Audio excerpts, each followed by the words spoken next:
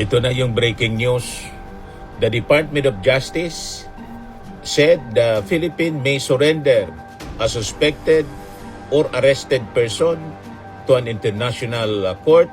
Mga latest na kaganapan ngayon, seguridad sa labas ng Senado.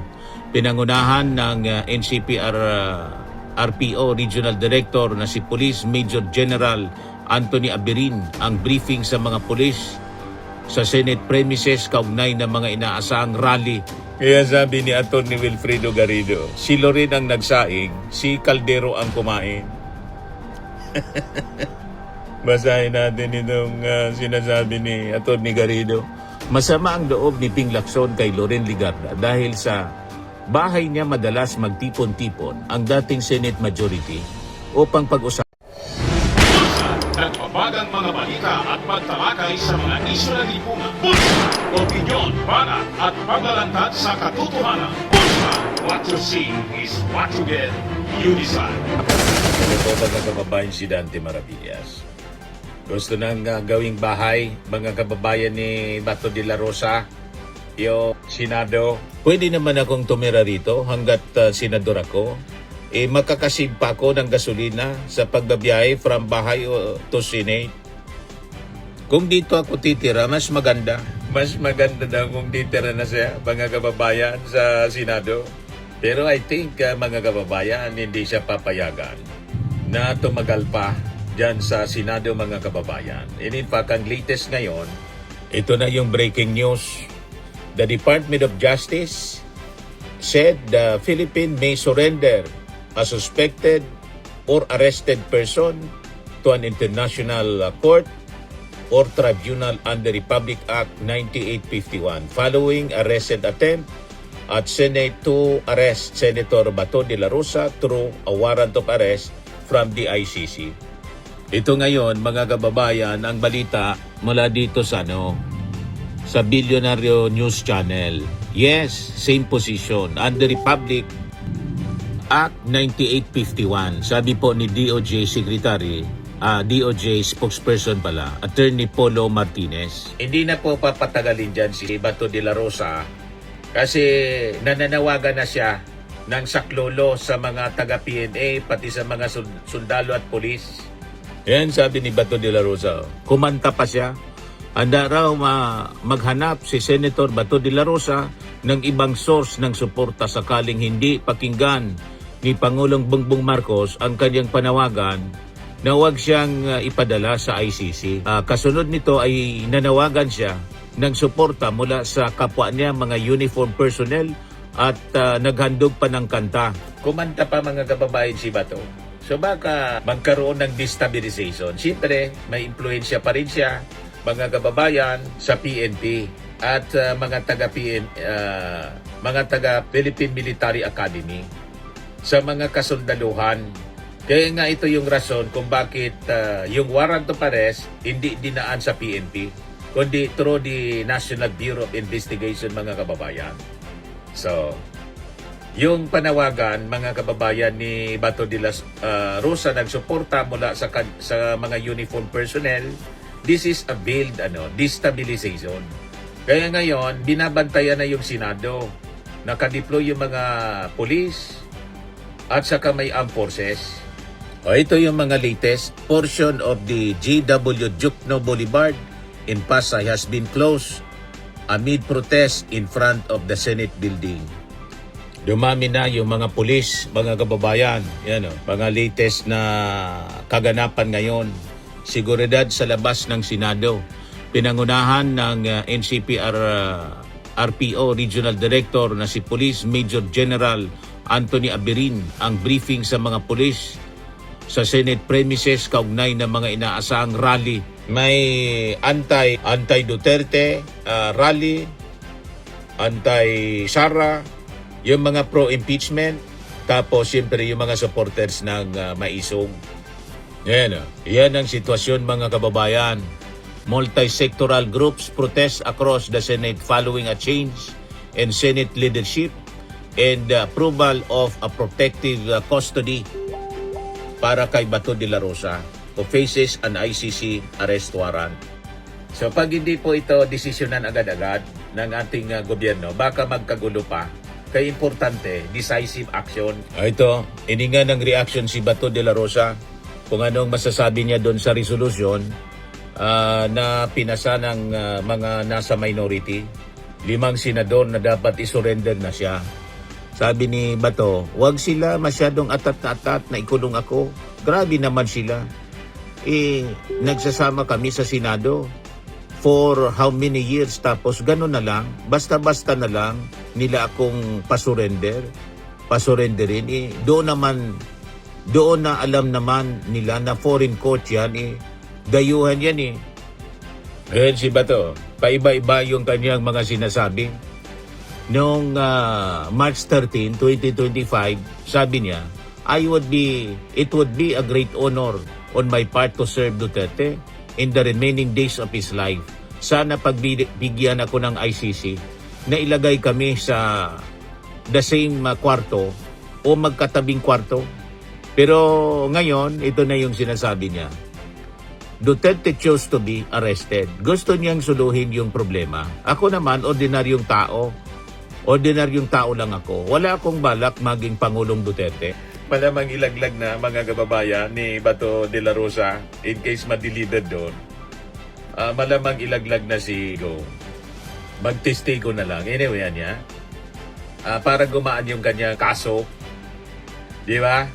Anyway, niya. Matanda naman si Digong. Ako niya, medyo hindi pa, bata pa ako. Kawawa naman niya yung mga apo ko. Matagal pa ako dito sa mundo. Ilaglag ko na lang si Digong. Yan yung statement niya. Indication ito. Ayan o. Duterte chose to be arrested. Gusto niyang suluhin yung problema. Ako naman, ordinaryong tao lang ako. Wala akong balak maging Pangulong Duterte. At sabi nga po mga kababayan ni Montulfo, si Bato niya regrets appearing in the Senate after being fed false information that there was no warrant for his arrest according to retired columnist Ramon Tulfo. Ang siguradong nag-feed sa kanya niyang wrong information yung magkapatid na Cayetano, kasi yung intention mga kababayan ni Cayetano to make over bilang presidente ng Senado, agawin kay Tito Sen, na si Bato de la Rosa sumakay daw, sabi ni Ping Lacson, sa sasakyan mga kababayan ni Pia Cayetano, at lumipat na bigla si Pia Cayetano sa minority na ngayon majority na. At isa pang nabudol mga kababayan, si Loren Ligarda. Si Loren daw sana ang sinasabi na maging Senate President. The first, yan ngayon yung mga kwentuhan. Biglang sinalisihan mga kababayan ni Alan Peter Cayetano. Nagsabuatan yung magkapatid. Ginatungan si Bato. Sinabihan si Bato na wala man na niyang warrant of arrest. Kaya nag-announce si Alan Peter Cayetano na nandyan na niya sa loob ng building ng Senado. We have the number for the change of leadership. Yan yung announcement ni Alan Peter Cayetano. Kaya sabi ni Montulfo, nagsisisian niya ngayon si Bato de la Rosa after being fed with false information that there was no warrant for his arrest. Tulfo cited an informant who said de la Rosa blamed and cursed the person who told him to come out. Malamang dinagmumura mga kababayan in private ni Bato de la Rosa, yung magkapatid ng Cayetano. Sabi na anya ninyo, wala. Mayroon pala. O ngayon, trap siya mga kababayan at madideliver siya doon. Mga kababayan, anytime, i-deliver siya padahig. Iyon na yung mga balita ngayon. Tinatrabaho na po ng Department of Justice. Kasi nga po may batas na hindi naman kailangan na mag-coordinate pa sa local court, mga kababayan, ang sinasabi sa batas. Madaling sabi, pinasubo ng magkapatid na Cayetano dahil sa kanyang ambisyon na maging Senate President. Gusto rin ni Bato, mga kababayan, kasi siyempre kalyado niya, nagtiwala siya, at yung intention to save Sara Duterte sa impeachment. Nagkalitsi-litsi mga kababayan. Ito, pakinggan natin yung interview kay Senator Ping Lacson. mga kababayan. Nagkwento si Ping. Kaya kami medyo kampante nung weekend. Kasi pag nagbibilang kami, 4 yung tinitingnan namin lilipat. So, 12 lang. Oo. So tama yung sinasabi ni dating Senate President Tito Soto na hindi niya ina-anticipate Na darating si na darating si Senator De La Bato, Rosa. kaya niya parang binayagan yung NBI na makipag-coordinate sa USAA. Tama ko yun, Senator Ping? Interview ng ano, Wala naman talaga nakakalagta. GMA. Probably even sa majority, bagong majority, hindi lahat sila alam na darating si Bato. Pati sila ng Yeah. Ano yan, security consideration ni na Senate President Alan yun. Ang pagkaalam ko, at least silang dalawa lang mag-ate ang nakakaalam tungkol kay Bato na darating. Yung mag-ate, si Pia Cayetano at saka si Alan Peter Cayetano, yung nakakaalam. Sumakay daw, sabi ni Ping Lacson, kay Pia Cayetano, si Bato de la Rosa. Consideration ni na Senate President Alan yun. Ang pagkaalam ko, at least silang dalawa lang mag-ate ang nakakaalam tungkol kay Bato na darating. Okay, nabang... Dahil ang pagkaalam ko, nakasakay si Bato sa kotse ni Senator Pia. Di ba? Mga kababayan, nakasakay. So magkasabwat yung mag-ate. Kasi yung intensyon, mga kababayan, imbes na si Loren ang itulak, yun ang inaasahan sana. Si Loren na kumbinsi na lumipat sa minority, minority mga kababayan. Pero siya yung Senate President. Biglang siningitan po ni Alan Peter Cayetano kasi kinumbinsi si Bato na lumitaw mga kababayan para sakto yung boto 13. Ang nangyari ngayon, si Bato trap ngayon sa Senado. Nangyari na maging Senate President si Alan Peter Cayetano, pero mga kababayan, nasilo naman si Bato. Sacrificial love si Bato. Kaya sabi ni Atty. Wilfredo Garrido, si Loren ang nagsaing, si Caldero ang kumain. Basahin natin itong sinasabi ni Atty. Garrido. Masama ang loob ni Ping Lacson kay Loren Legarda dahil sa bahay niya madalas magtipon-tipon ang dating Senate Majority upang pag-usapan ang mahalagang bagay. Si Loren ang naganda ng pagkain na may pa-catering pa at may tuturing niya na gracious host. Ani Ping, dapat daw sana nagpaalaman lang siya sa grupo nila, lalo't na kay Tito Soto na malapit sa kanya bago siya kumalas.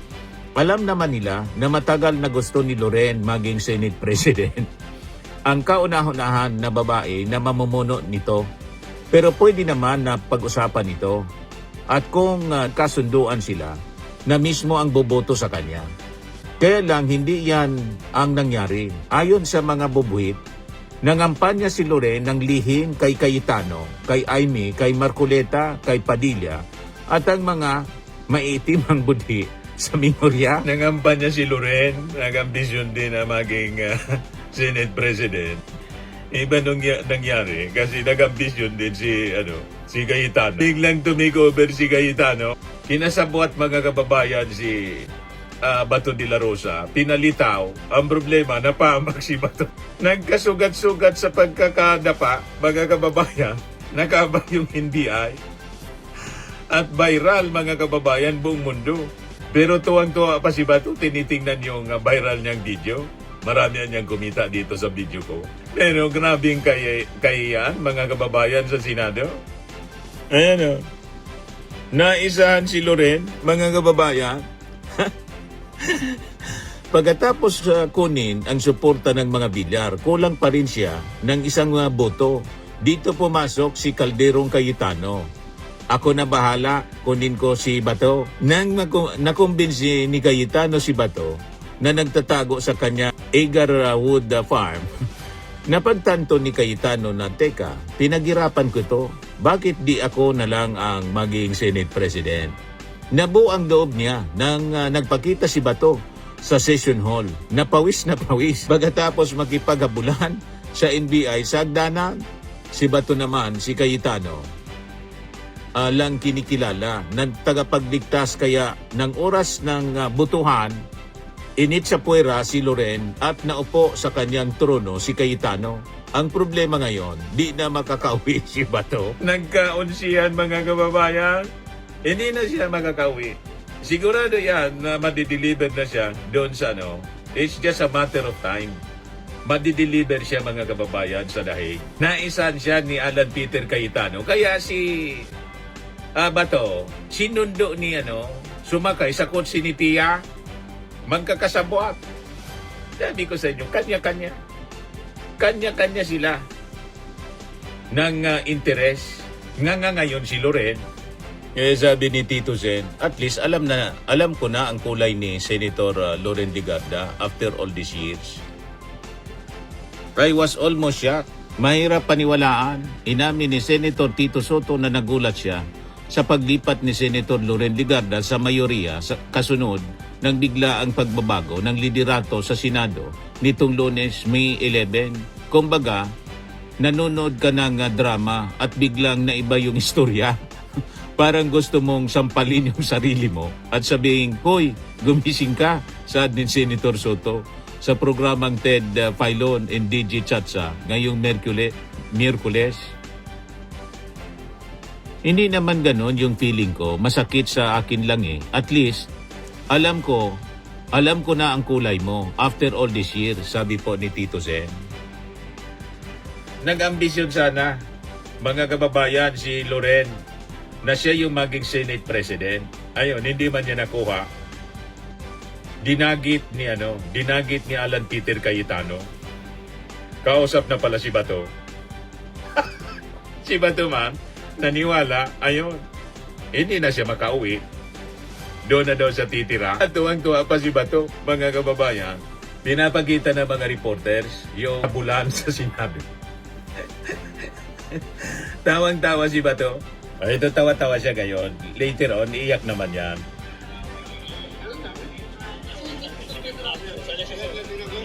Tingnan ko.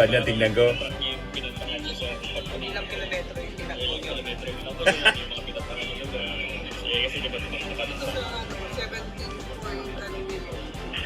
17.9 million nag-viral. Ang dami na niyang kumita dahil na niya sa pagtakbo ko. Tuwan-tuwa siya.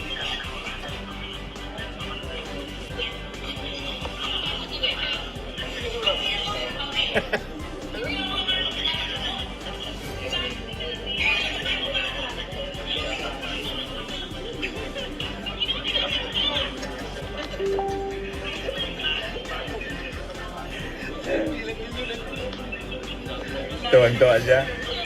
Bisa naman ko yan. Dahil sa akin, bisa yan. Ayan o. Kumahuli. Akaliwa. Samantala yung mga tao na ayaw ako kumahuli. Yan na rin sabi nyo, tumakbo ka sir. Pero sir, bilis na sir. Grabe sir, kami pataas sir. Run for your life anya ako eh. Salamat pa yung Ngayon, ang latest, yung PNP CIDG, yung subpena kay Bato, binawi. Bakit niya binawi, Mr. Maravillas? Basahin natin yung report dito niyang News 5. Binawi ng PNP Crime Investigation and Detection Group ang subpena para kay Senator Bato de la Rosa pagkumpirma ni PNP spokesperson Brigadier General Randolph Tuanyo. Anya, bilang respeto ito sa pagsailalim ng Senado kay Senator Bato sa protective custody kasabay ng nilabas na warrant of arrest ng ICC laban sa senador. Di niya, Mr. Maravillas, ang reading mo niyan, may warrant of arrest na. So, hindi na kailangang isubpena kasi i-deliver na. Yun, pinalabas lang naman yon, mga kababayan na sa tingin ko, sa reading ko, na subpena, nagpa-press con para si Bato de la Rosa ay lumabas na. Invitation, pang-cover yun. O ngayon, trap si Bato de la Rosa diyan sa Senado. At isusurrender na siya. Bato de la Rosa may be surrendered to ICC under Philippine law, sabi po ng DOJ. So, hintayin natin mga kababayan yung pag si-serve ng warrant of arrest. Nakasilyo na po ang nasisilyohan na po yung Senado ng mga PNP, kaya hindi yan makakalabas na dyan si Bato de la Rosa. At ang sunod kay Bato, si Bongo naman, sabi ni Trillanes. O sabi po mga kababayan ng NBI ngayon, Bato warrant may be served anytime. Ito ang pahayag ni NBI Director Melvin Matibag matapos hindi matuloy ang ahensya sa pag-aresto kay Senator Bato de la Rosa para maiwasan ang tensyon at posibleng banggaan sa Senado. Nagpupulong na ang DOJ at iba pang ahensya para sa susunod na hakbang. So, tama yung ating analysis. Hindi ito patatagalin, mga kababayan. Baka mamaya gawin na po yung pag-aresto. Kasi habang pinapatagal ito, baka magkagulo sa labas. Kanina po may build destabilization threat si Bato de la Rosa. Nananawagan na po sa kanyang mga kasama sa PMA, mga sundalo at sa mga pulis na isupport siya. At kumanta pa siya ng hymns ng PMA. Bato appeals for support from fellow PMA alumni, armed forces amid ICC case. Sings PMA hymn. At malinaw mga kababayan, kahit mag-deny si Alan Peter Cayetano, ang intensyon ng paglitaw ni Bato ay inamin naman po ni Bato para mag-change ng leadership kasi forthwith si Tito Sen, sila malamang matulad sa dati at mag-motion to dismiss. Ito ngayon ang sinasabi, mga kababayan, ni Atty. Makalintal. Makalintal warns Senate majority may kill BP Sara impeachment case early. Election lawyer Romulo Makalintal on Wednesday said the bigger concern surrounding the impeachment case against Vice President Sara Duterte is no longer the convening of the Senate as an impeachment court, but the possibility that the case could be dismissed outright through procedural motions. Makalintal said concerns have already been raised by legal experts, professor, and the Catholic Bishops' Conference of the Philippines over whether the Senate would immediately convene as required once the articles of impeachment are transmitted by the House of Representatives. However, he said newly installed Senate President Alan Peter Cayetano is unlikely to delay the process by noting that such inaction could trigger constitutional challenge and public backlash. The real issue niya we must monitor is not whether the trial begins but how it might be resolved. According to the veteran lawyer, Duterte's legal team may eventually file a motion to dismiss or motion to quash the articles of impeachment once the Vice President is formally summoned by the impeachment court. Makalintal noted that while the Senate rules on impeachment trials do not expressly provide for such motions, they also do not prohibit them. Makalintal warned that such a motion would only require a simple majority vote or at least 13 senators to prosper, the same number that backed the present leadership.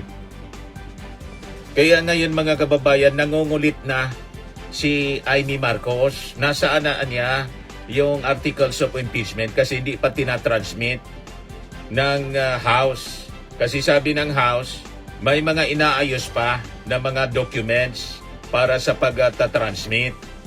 Pero tingin ko nakatunog din mga kababayan, siyempre yung Kongreso. Kasi di ba nung Monday, sinabayan mga kababayan yung plenary voting sa Congress ng kodita sa Senado. Biglang lumitaw si Bato de la Rosa. Kaya lang malamang hindi na siya dyan makalabas. Ma-deliver siya mga kababayan. So yan ang sacrifice ni Bato. Lumitaw siya to save Sara Duterte sa pamamagitan ng pagkudita sa Senado. Pero ma-deliver siya mga kababayan sa The Hague. Nagkabudulan, nagkaunsihan sa Senado. Nang sabi, si Loren Ligarda sana yung possible na pumalit kay Tito Sen, biglang dinagit mga kababayan ni Alan Peter Cayetano. May pagkatoso yung magkapatidin.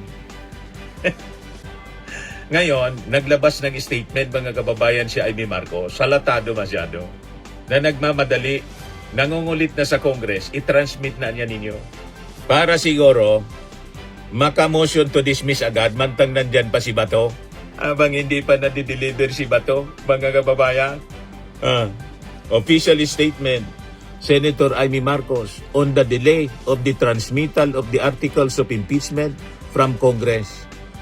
The excuse that the House is still reproducing voluminous documents is flimsy, unacceptable and difficult to take seriously.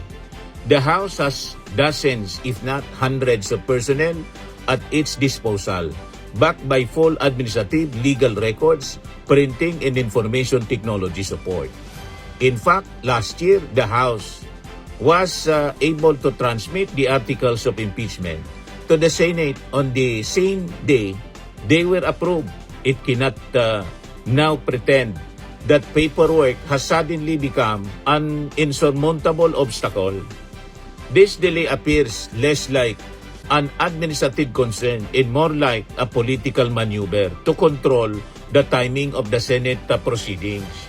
Siyempre, kasi biglang nag-change ng leadership, di hinold mo na ng Congress. Alangan man hindi gumawa ng diskarte yung Congress.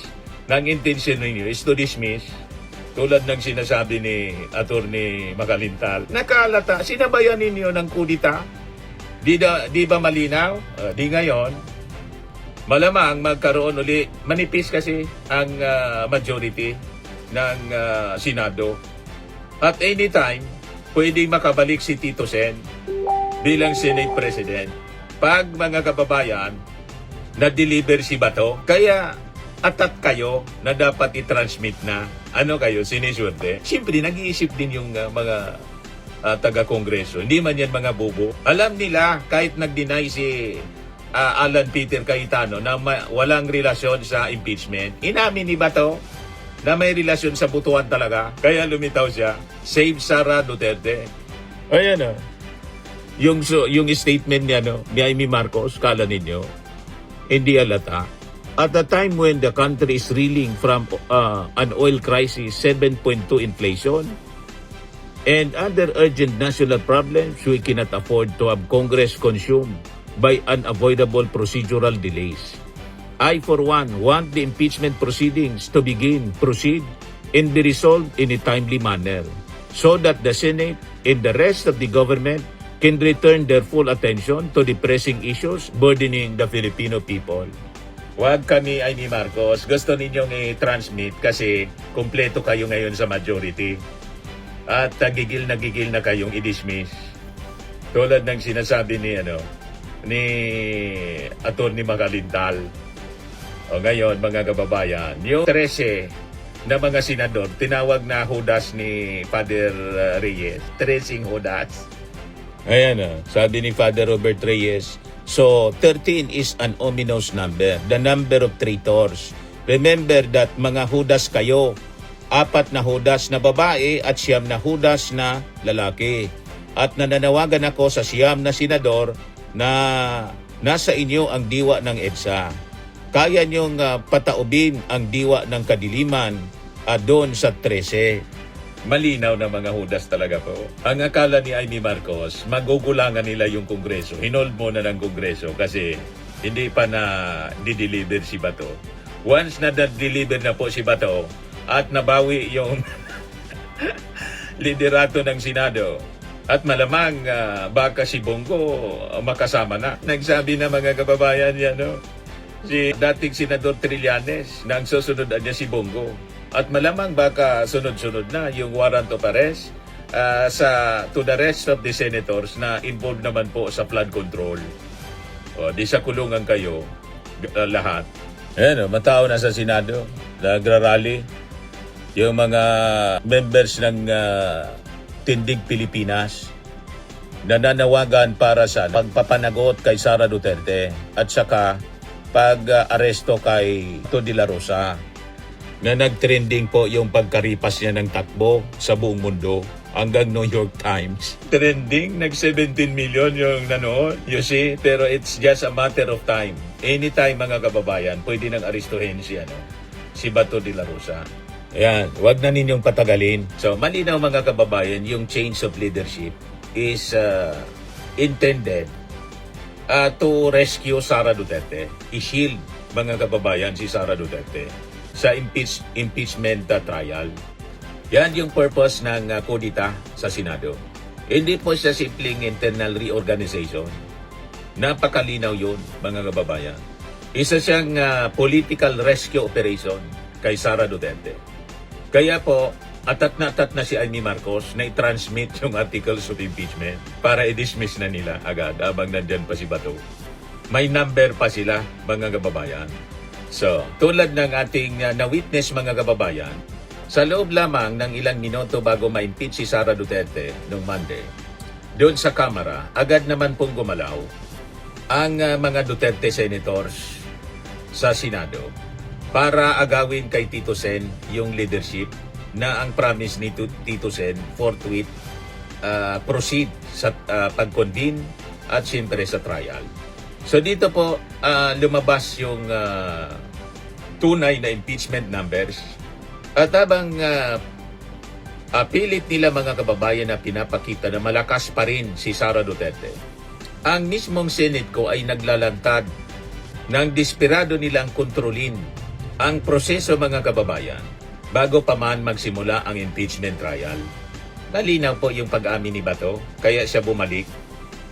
O ngayon, natrap siya sa Senado. So, direktang pag-amin ito na talagang may political mobilization sila. May coordinated regrouping, may urgent rescue operation. Kaya lang, nabitag si Bato. Nako-corner na siya ngayon, napapaligiran siya ng PNP.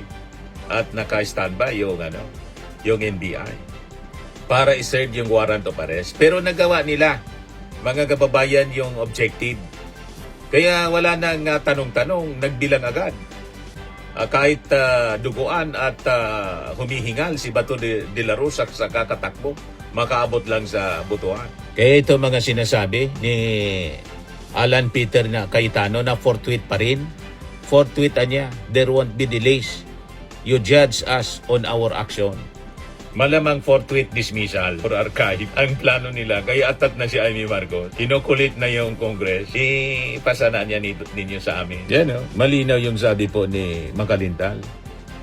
The case could be dismissed outright through procedural motions. Kaya naglalaway na sila ngayon. So anytime from now, malamang damputin na si Bato de la Rosa. Kasi nakita natin kanina, nag-exit siya doon sa sesyon, biglang umalis si Bato para kausapin yung kanyang abogado na si Atty. Torion. Ito yung biglang pag-exit niya, mga kababayan, kanina. Yan. Biglang nag-exit. So afterwards, mga kababayan, nakita ng mga taga-media na nag-usap si Bato at saka si Atty. Torion. Ayan po, mga kababayan, si Atty. Torion. Pero ayaw niyang sabihin kung ano yung naging result. May desisyon na daw yung Supreme Court. Ayaw niyang sabihin kung ano yung naging desisyon ng Supreme Court. Pero malungkot si Bato. So kung positive yung desisyon ng Supreme Court, siyempre, immediately, forthwith, mga kababayan, i-announce niya yan sa media kasi siyempre, pabor sa kanila yung desisyon, yung TRO yata. At saka, yung gusto nila kasi, dapat may warrant of arrest issued by the local courts. Kaya lang, sabi po ng mga legal experts, hindi kailangan. So malungkot yung mukha ni Bato, malungkot din yung mukha, pilit yung ngiti ni Atty. Torion. So alatang denied, mga kababayan. And this time, possibly, sabi ang balita, after the session ng Senado, kasi kanina bigla, mga kababayan, na nag-suspend ng session yung Senado. O ito na ngayon, lumabas si Bato de la Rosa sa kanyang nag-live stream. Ito pala, breaking news. Korte Suprema may ruling na sa TRO petition ni Senator Bato de la Rosa, sabi ni Torion. Pero hindi man sinasabi kung ano. O ito na, nag-live si Bato de la Rosa, mga kababayan. Ako po ay nananawagan ng peaceful rally dito sa Senado. Nanawagan ng suporta si Bato de la Rosa sa gitna ng impormasyong aarestuhin na siya kapag natapos na yung sesyon ng Senado ngayong hapon. At sabi dito din sa report ng Bilyonaryo News, some Senate staff were told to stay out of the area and clear the helipad. The helipad is also seen with a crowbar as of 5:30 in the afternoon. Ayan po mga kababayan. So malamang ilipad agad mga kababayan pa Villamor Air Base si Bato as i-deliver ngayon mismo pa Dahig.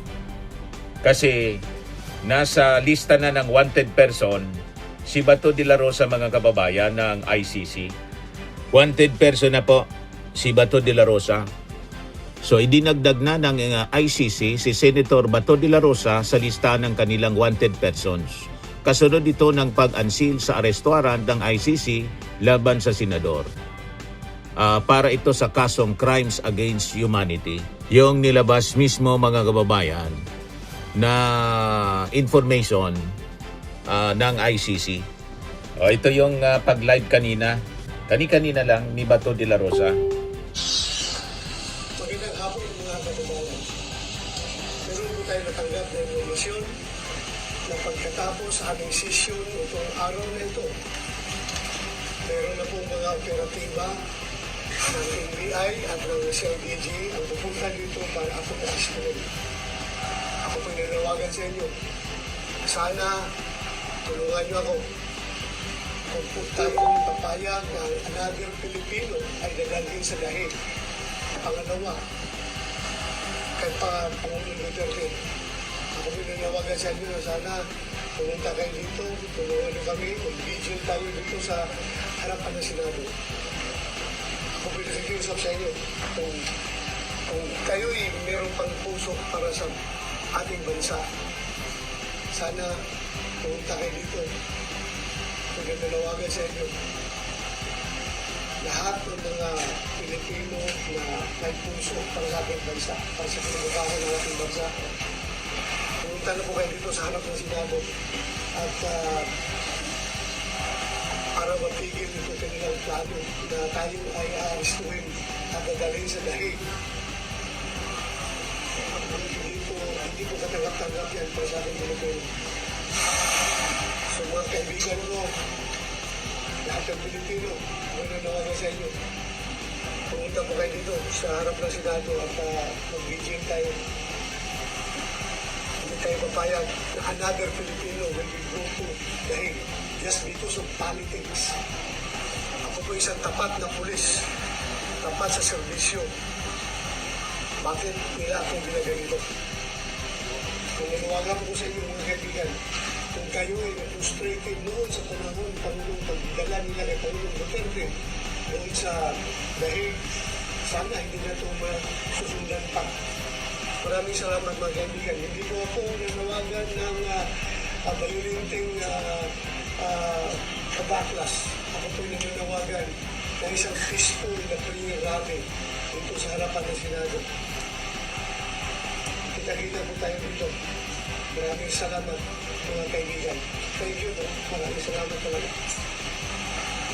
So yan ang pag-live niya mga kababayan kani-kanina lang. Kaya lang sa Senado po ang mas marami yung grupo ng civil society nagrarally at mga militant pati yung Tindig Pilipinas na pinipuwersa nga po yung mga pulis na makapasok sila sa Senado. Gusto nang arestuhin mga kababayan, citizens arrest daw. Yun ang sinisigaw kanina. Kasi tingin nila mabagal yung PNP. Ito po sa labas ng Senado, yung mga nagrarally, ang sabi nila, no bald is above the law. Ibig sabihin kalbo. Yan o.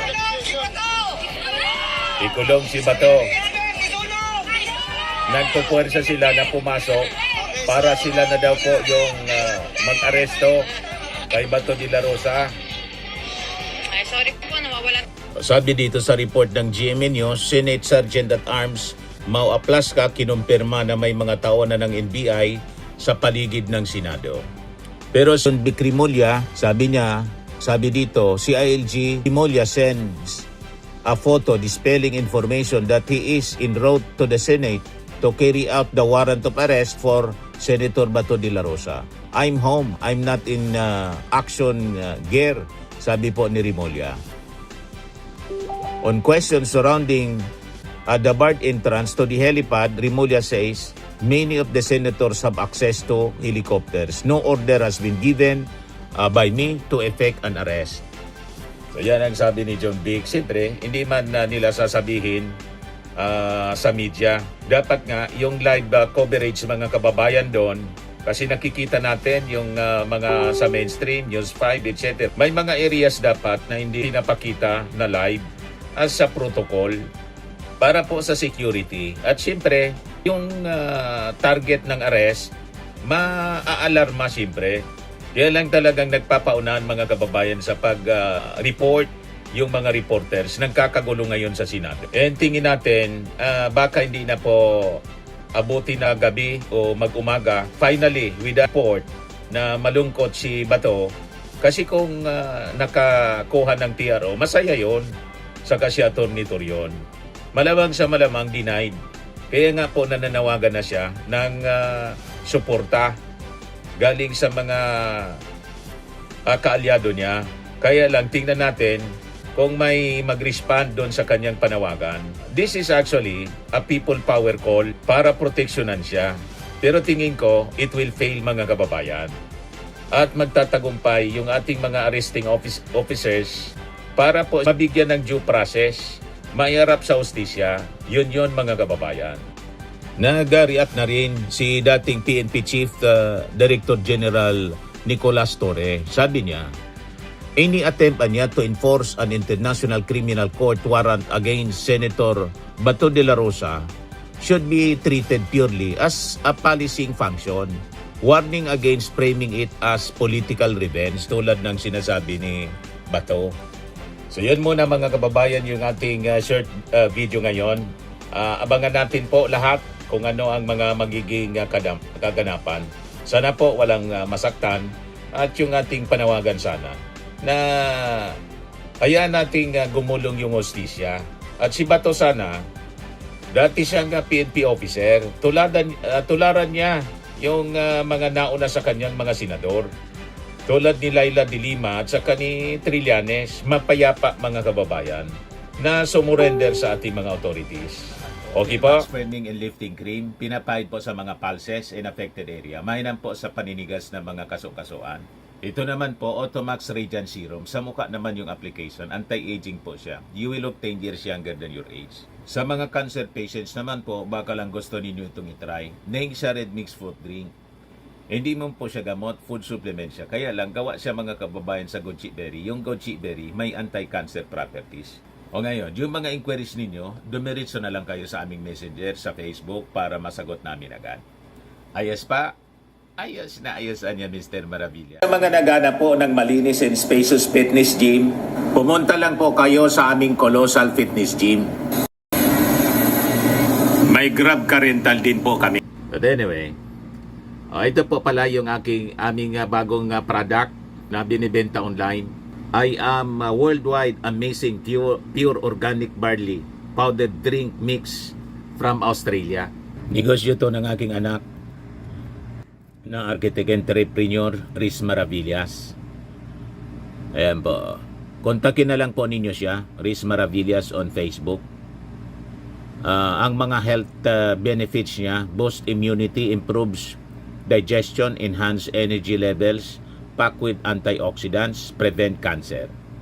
Ito naman po yung bago naming product na binibenta online. Eye Glow Serum, whitening po siya. Tingnan ninyo yung epekto sa aking anak na architect before and now. Yung mga inquiries po ninyo, dumiretso na lang kayo sa kanyang Facebook account, Riz Maravillas.